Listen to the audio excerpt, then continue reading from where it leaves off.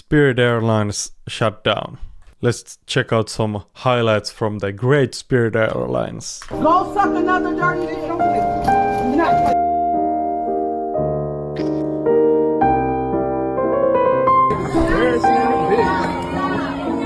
Classic.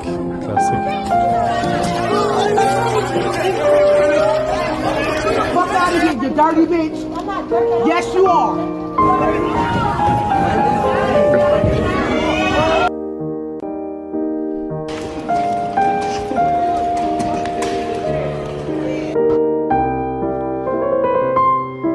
Fuck them bags. Go suck another dirty dick.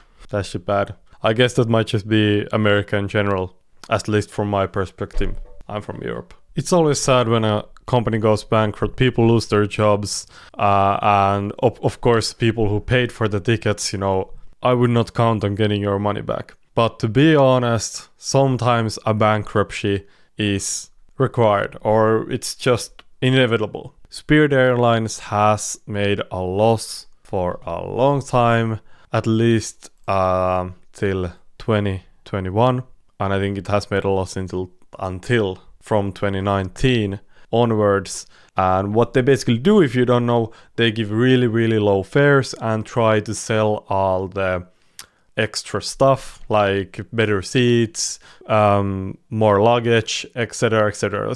Pretty similar to something that, for example, Ryanair or Zip Air does in Europe. And what this has made happen is that other airlines have had to price their fares down as well. So it has been good for the US customers with the prices going down for the fares, but clearly it has not been a great business for even Spirit Airlines. There have been talks of a bailout or a merger with BlueJet. In some cases that can work, and but to be honest, I think, for example, a bailout is something that we should just not look at least in this case. If a company does a bad job, like they charge too little, their business model doesn't work, and they go bankrupt, I think that is just something that happens in the market. In the free market, capitalist economy, that just happens, and maybe that's not that bad. Spirit Airlines, because I know that Fox News be spitting out here, and did not want Spirit to merge with JetBlue a year ago, and now we see that Spirit Of course, this is because of the Democrats. Airlines closed operations. The Treasury was supposed to be doing a deal to save this company. Can you tell us what happened? Sure, Maria. So this is just more of the mess we inherited from the Biden administration. In September 2022, Elizabeth Warren, who loves to write letters, sent a letter to the Justice Department, to the Transport Department, saying that they should oppose the merger with Spirit Airlines. JetBlue wanted to buy them for $3.8 billion. It would have given them much more resiliency. And she and the Transportation Secretary Pete Buttigieg was probably the worst transportation secretary in history when he came to the office. They were against the merger. And if JetBlue had merged with Spirit, we would have all these jobs that were lost yesterday. We had 30 regional airports who have lost service. And I can tell you what happened here. It wasn't Treasury, it was Commerce that was trying to put something together. But the reason we were here was because the Biden administration opposed the merger. We shouldn't have been here in the first place. Okay, so clearly there was some talks of a merger or a buyout. Let's look into it a little bit. So yeah, I checked it out. It is true. The Justice Department figured out, proved in court that the merger would have caused millions of travelers to face higher fees and fewer choices. This is often the case when big companies merge, and it is good that we don't let just anyone merge together, because that would make the world monopolists paradise. The big companies could just buy out the shitty companies, the smaller companies, and yeah. But in hindsight, it's hard to tell if this would have been better if the deal would have went through. It's interesting to see if there's going to be any other airline companies that are going to go bankrupt. I would not count it out. Airline companies are always in trouble. The business model is just, it's not that good as a business, and it's like really volatile. And especially with the current situation, with the crazy high oil prices, and not even maybe the oil prices, but that you cannot get the oil. It's bad. It's not looking good. Of course, the wars. Of course, Russian airspace is not usable for most airlines. The same goes with the Middle East at this point. So the paths that flights can go through are getting thinner. The prices for oil are getting higher. At the same time, consumers' hopes and dreams and kind of thoughts about the economy are lower than in a long time. As we can see, consumer sentiment is at an all-time low, and this is not looking good. We can see that it hasn't been this low pretty much ever. In 1980 it came close, and in 2008 of course, but even then it didn't come as close. Of course, this does not tell that much.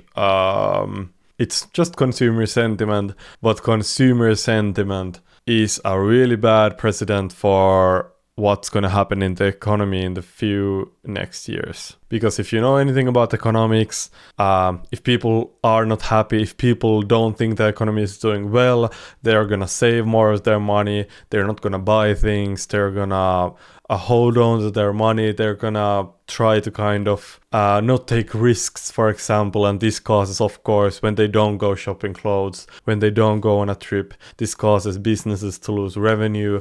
They might have to cut employees, and it's just a shit kind of circle that keeps on rolling. And I think we are in a really unprecedented time right now where AI is, I think, a big factor. People really don't know what's going to happen. Companies are not really hiring right now. Companies are laying off a lot right now. It's really hard to tell what jobs are going to be in the future. I think at least a lot of the like corporate, white collar office jobs, you know, some of them might disappear, and then for new people entering the workforce, getting a job like that, you know, it's not as obvious as it has been for a long time, right? For a long time in the past now, and it might be that jobs with physical labor, for example, will become more in demand than those office jobs. But it's hard to say. There's a lot of people, of course, speculating that AI will bring more jobs because more technology makes more demand and so on and so on. But it's hard to tell, and for normal people, I think it is, of course, kind of good to stay kind of skeptical and to worry about things a little. But in the grand scheme of things, when everyone is worried, it's not gonna be that good. And even if nothing bad happens, even if jobs market stays pretty good, if everything stays pretty good, but if people are worrying and they don't buy and they don't shop and they don't spend and they don't go to trips and they don't travel and they don't buy the new clothes, they don't buy things that add value to their life, give them happiness, you know, that in itself can cause a big recession.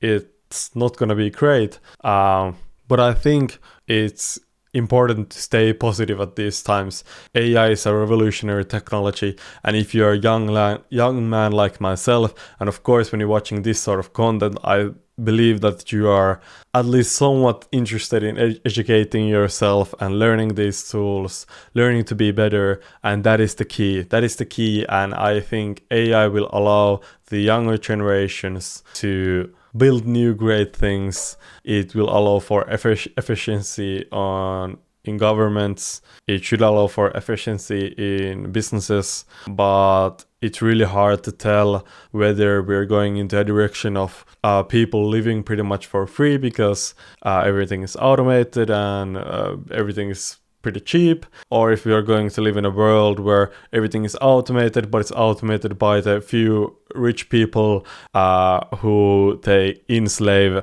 the other people who don't have the wealth and don't own the companies and can't really have the data centers or for example. So it's really hard to tell what's going to happen, but keep on working, keep on grinding, go to your job. I'm gonna go to my job as well. I'll be doing the night shift as a cashier. That shit is ass, but it earns me a decent wage, and I'm still probably in the top 5% on wealth or on paycheck in the whole world. So can't complain.